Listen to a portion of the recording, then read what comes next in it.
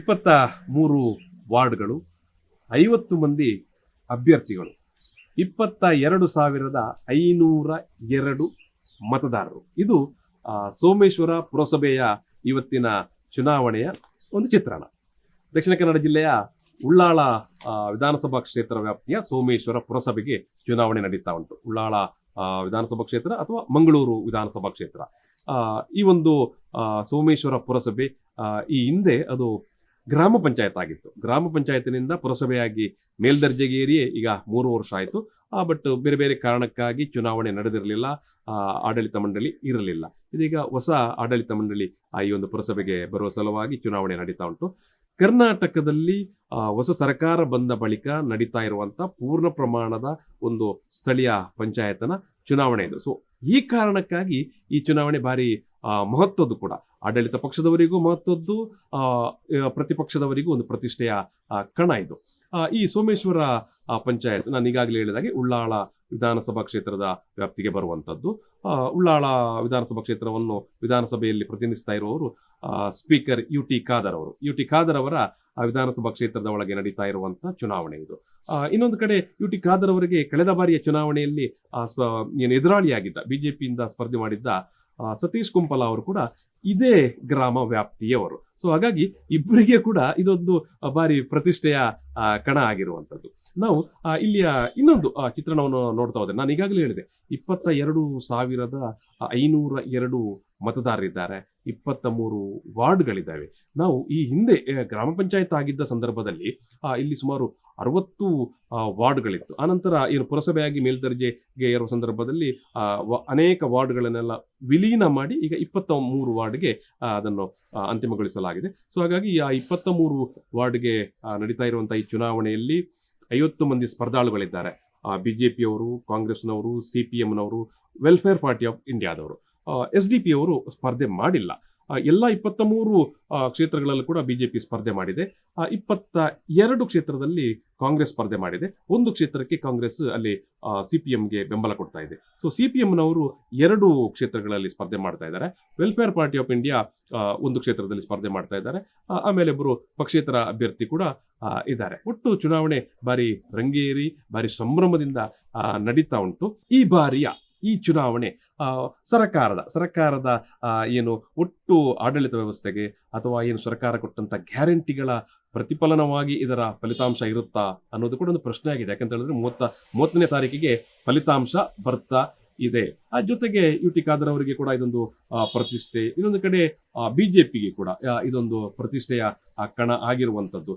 ನೀವು ಗಮನಿಸಿದ್ದೇ ಆದರೆ ಇದರ ಇಂದಿನ ನಾನು ನಿಮ್ಗೆ ಲೆಕ್ಕಾಚಾರವನ್ನು ಕೊಡುವಂಥದ್ದು, ಕಳೆದ 3 ದಶಕಗಳಿಂದ ಅಂದ್ರೆ ಆಲ್ಮೋಸ್ಟ್ 30 ವರ್ಷಕ್ಕಿಂತಲೂ ಹೆಚ್ಚು ಅವಧಿಯಲ್ಲಿ ಇಲ್ಲಿ ಬಿಜೆಪಿಯೇ ಆಡಳಿತ ನಡೆಸಿರುವಂಥದ್ದು. ಸೊ ಬಿಜೆಪಿಯ ಹಿಡಿತದಲ್ಲಿರುವಂಥ ಒಂದು ಕ್ಷೇತ್ರ ಇದು.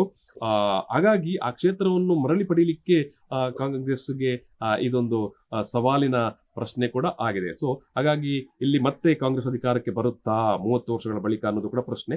ಇಲ್ಲ ಬಿಜೆಪಿಯೇ ಅಧಿಕಾರವನ್ನು ಮುಂದುವರಿಸ್ತದ ಅನ್ನೋದು ಕೂಡ ಇರುವಂತ ಒಂದು ಸವಾಲು. ಸೊ ಎರಡೂ ಕಡೆಗೆ ಕೂಡ ಭಾರಿ ಜಿದ್ದಾಜಿದ್ದಿನ ಸ್ಪರ್ಧೆ ಇಲ್ಲಿ ನಡೀತಾ ಉಂಟು. 30ನೇ ತಾರೀಕಿಗೆ ಫಲಿತಾಂಶ ಕೂಡ ಇದೆ. ಕಾದು ನೋಡೋಣ ಏನ್ ಆಗುತ್ತೆ ಅನ್ನೋದನ್ನು.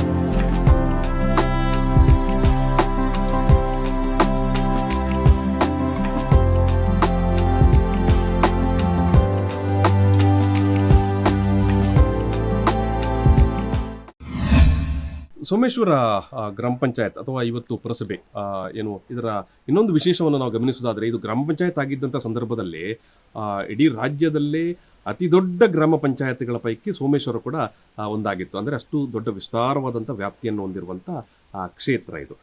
ಈಗ ಪುನರ್ವಿಂಗಡಣೆ ಆಗಿದೆ ಮತ್ತು ಪುರಸಭೆ ಆಗಿದೆ. ಇನ್ನೊಂದು ವಿಚಾರ ನಾವು ಗಮನಿಸಬೇಕಾದದ್ದು, ಉಳ್ಳಾಳದ ರಾಣಿ ಅಬ್ಬಕ್ಕ ಆಳ್ವಿಕೆ ಮಾಡಿದ ಮತ್ತು ಆಕೆ ಆರಾಧನೆ ಮಾಡ್ತಾ ಇದ್ದಂಥ ಶ್ರೀ ಸೋಮನಾಥ ಕ್ಷೇತ್ರ ದೇವಸ್ಥಾನ ಕೂಡ ಈ ಸೋಮೇಶ್ವರ ಗ್ರಾಮ ಪಂಚಾಯತ್ ವ್ಯಾಪ್ತಿಗೆ ಬರ್ತದೆ. ಜೊತೆಗೆ ಸೋಮೇಶ್ವರ ಕಡಲ ತೀರ ಕೂಡ. ಯಾಕೆ ನಾನು ಇದನ್ನು ಪ್ರಸ್ತಾಪ ಮಾಡಿದೆ ಅಂತ ಹೇಳಿದ್ರೆ, ಈ ಪುರಸಭೆಗೆ ಒಂದು ಇಚ್ಛಾಶಕ್ತಿಯ ಮೂಲಕ ಈ ಕ್ಷೇತ್ರವನ್ನು, ಅಂದರೆ ಸೋಮೇಶ್ವರ ದೇವಸ್ಥಾನ ಇರುವಂಥ ಸೋಮೇಶ್ವರ ಕಡಲ ತೀರವನ್ನು ಒಳ್ಳೆಯ ಪ್ರವಾಸಿ ಕೇಂದ್ರವಾಗಿ ಅಭಿವೃದ್ಧಿಪಡಿಸಿದರೆ ಖಂಡಿತವಾಗಿಯೂ ಆದಾಯದ ಸ್ವರೂಪದಲ್ಲೂ ಪಂಚಾಯತ್ಗೆ, ಇನ್ನೊಂದು ಕಡೆಯಿಂದ ಒಂದು ಪ್ರವಾಸೋದ್ಯಮವನ್ನು ಉತ್ತೇಜನ ಮಾಡುವ ನಿಟ್ಟಿನಲ್ಲಿ ಕೂಡ ತುಂಬ ಒಳ್ಳೆಯ ಅವಕಾಶಗಳು ಇರುವಂಥದ್ದು. ಒಂದು ಐತಿಹಾಸಿಕ ಕ್ಷೇತ್ರ, ಆಮೇಲೆ ಒಂದು ಪ್ರವಾಸಿ ತಾಣ ಕೂಡ. ಜೊತೆಗೆ ಸೋಮೇಶ್ವರದ ವ್ಯಾಪ್ತಿಯಲ್ಲಿರುವಂಥ ಇನ್ನೊಂದು ದೊಡ್ಡ ಸವಾಲು ಕೂಡ ಇದೇನು, ಇದೇ ಸೋಮೇಶ್ವರ ಕಡಲ ತೀರದಲ್ಲಿ ಪ್ರತಿ ಮಳೆಗಾಲದಲ್ಲಿ ಭಾರಿ ದೊಡ್ಡ ಪ್ರಮಾಣದಲ್ಲಿ ಕಡಲ್ ಕೊರೆತ ಆಗುವಂಥದ್ದು. ಸೊ ಇದು ಭಾರಿ ದೊಡ್ಡ ಪ್ರಶ್ನೆಯಾಗಿ ಮತ್ತು ಜನರಿಗೆ ಒಂದು ಸಮಸ್ಯೆಯಾಗಿ ಇವತ್ತಿಗೆ ಕೂಡ ಉಳಿದಿದೆ. ಯಾವುದೇ ಶಾಶ್ವತ ಪರಿಹಾರವನ್ನು ಕಂಡುಕೊಳ್ಳಲಿಕ್ಕೆ ಸಾಧ್ಯ ಆಗಿಲ್ಲ.